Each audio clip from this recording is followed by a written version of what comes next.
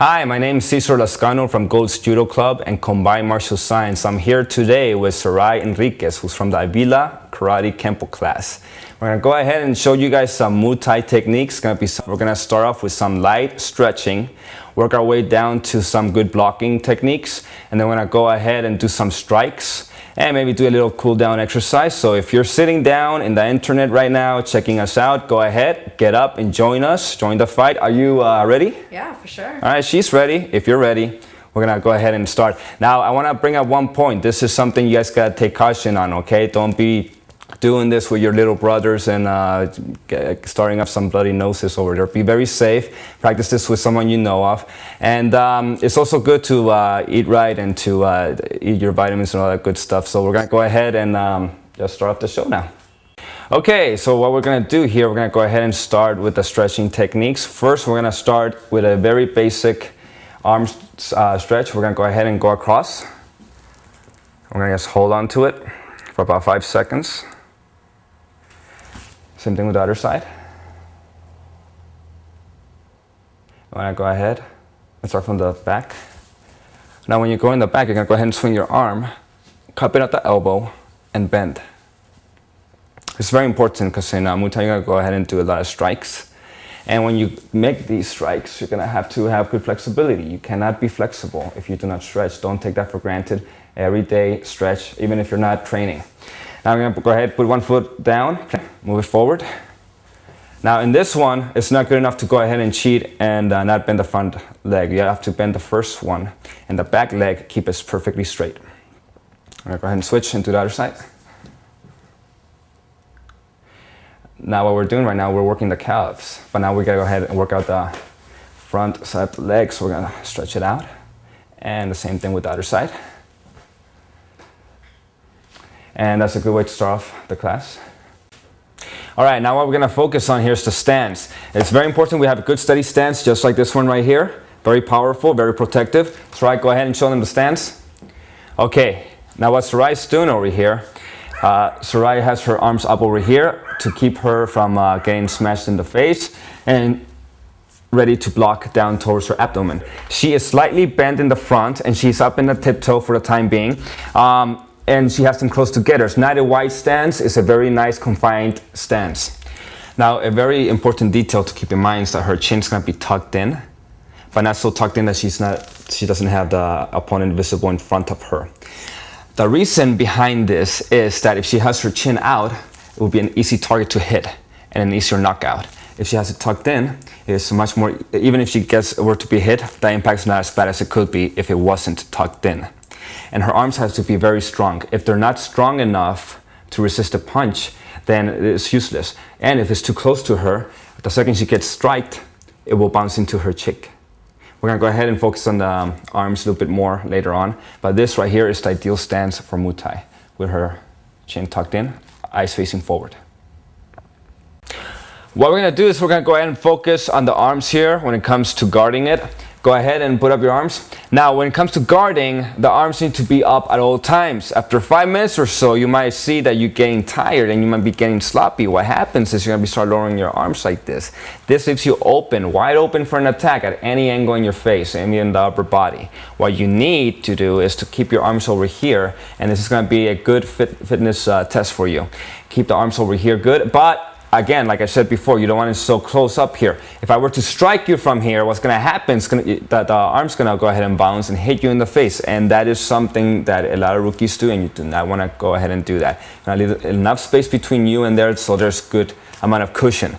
Now, another thing too is that this will do two things for you. Number one, you'll be able to block any strike coming towards you very easily. In the same time, you'll be able to have enough range to go ahead and strike someone without having to do all these amazing, annoying moves that other martial arts give you that are really not very sneaky like they need to be. You need them right here where it's ready to attack and ready to block at your will. You do not want to have the stance too wide because this is useless. If your hand stance is too wide like this, you're wide open for any attack. Okay, what's going on over here? We're gonna go ahead and work on blocking a jab. Okay, before we teach you the jab, we're gonna teach you how to block it. Okay, it's very sensible. Just gonna go ahead and strike. Go ahead. Go ahead. Now what I'm doing here in slow motion, she's punching me and I'm absorbing it by opening up my fist right here in hopes of two things. Number one, there'll be enough cushion for me to not really feel it. Or number two, if she were to punch me, I could go ahead and grab something and go in for a throw. Now, look at it a few more times. Go ahead.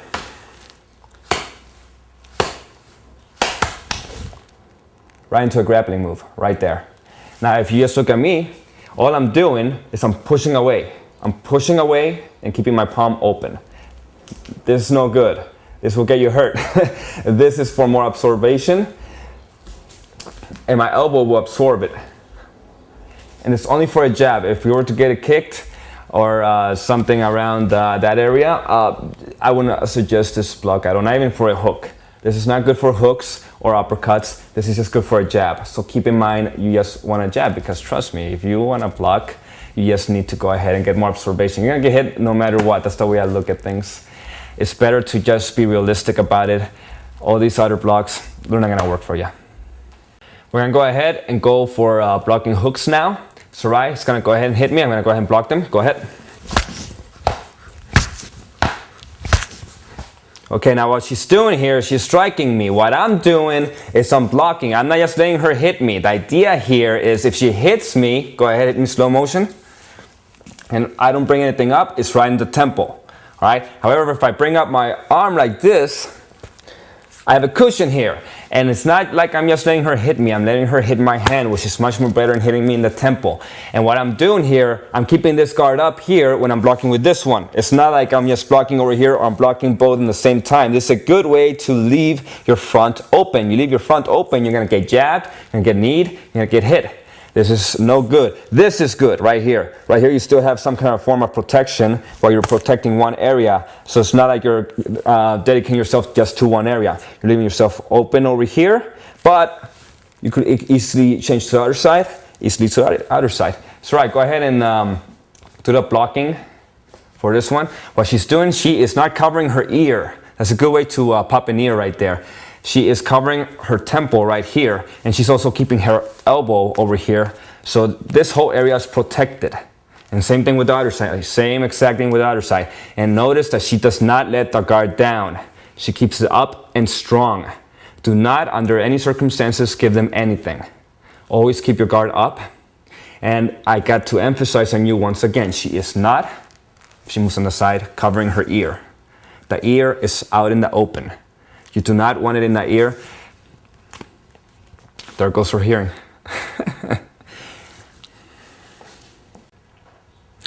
Okay, we're gonna go ahead and have Sarai hit me with some uppercuts. I'm gonna go ahead and block them. Go ahead, Sarai.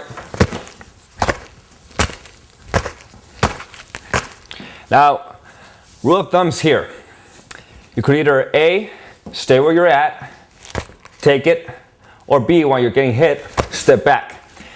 There's pros and cons. If you stay here while she's hitting you, you have the positive being that after she hits, you go ahead and get close into a clinch. The bad part is, if she's faster than you are, she'll hit, and then you're gonna be opened when you're going into the clinch, and she will strike at you and do more damage than as if you just step back. And then from there, maybe you could go for a kick. So depending on what you want to risk. You want to go for a clinch, you might risk getting hit. If you step back, you could go ahead and go for a strike if she's open. However, being farther away also lets her attack at you too. She could go ahead and strike you in the legs, or maybe bull rush you. And that's bam. And that's how you block an uppercut. Okay, we're gonna go on to strikes now. Let's go ahead and teach them a jab. Get in position. All right, go for a jab. 1, again, 2, 3, 4, freeze. Now she's gonna go ahead and freeze for you over here. I'm gonna go ahead and tell you what she's doing. She is aiming with these 2 knuckles right here. Whoever or whatever she's striking at, bam, she's using these 2 knuckles as an aiming. Now, her strike is going to go ahead and be straight for the most part with a slight bend. She doesn't want to be totally extended because that might hyperextend her elbow. And notice that when she strikes, she is moving her hips. Go ahead and move those hips again with a strike. One more time. Right there, see? She is actually torquing. It's called torquing. And when she torques, she's also moving her knee, and the bottom part right here, her heel is up in the air. What's happening here, she's torquing her foot. So this causes her whole hip and body to go ahead and extend to the punch. So rather than just having the punch be like this with not a lot of power, she's bringing her hip into it. It's almost like her hip is the one striking, that arm's only an extension of that force. All right, good job, right? And that's how you do a jab. We're gonna go ahead and show you some hooks over here. Now, when you do a hook, you're gonna go ahead and like dip down, hit, dip down and hit. Look at this a few times. What I'm doing here is I'm not just hooking with the arms alone. I'm using my whole body. I'm dipping down, and it's a bit of exaggeration, but so you get the point. I'm dipping down and hitting almost with my hip. My body comes with me, and I keep my elbow up. I do not hook in like this. The elbow goes with it. The other side, same thing. I'm dipping down. This almost goes down to my pelvis right here, and I'm swinging in for the hook. Now, you also want to keep it around your chin area.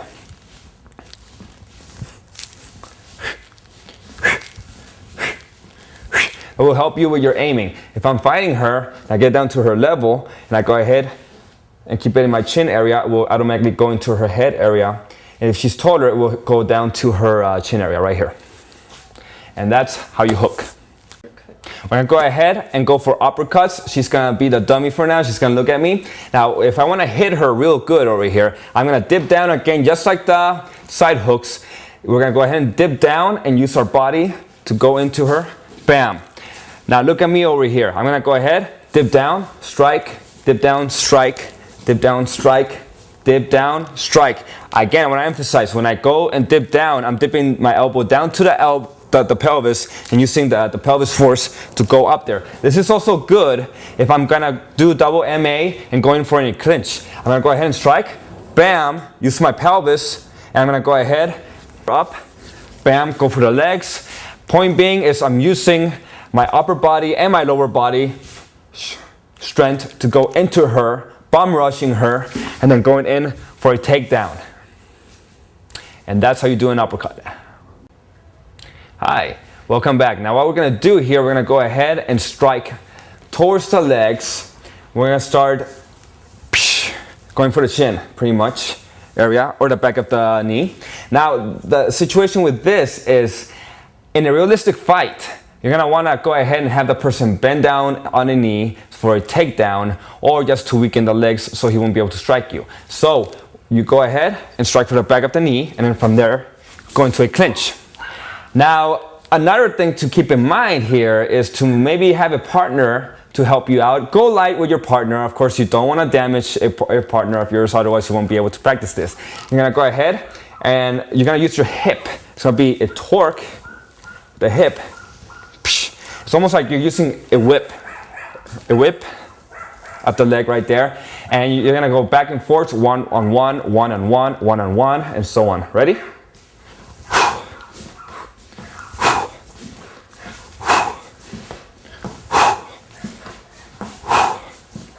Okay, you're not really trying to knock down your partner, you're just trying to get that aiming done. And again, when that aiming is the most efficient, is when it's right in the back of the knee, just like that.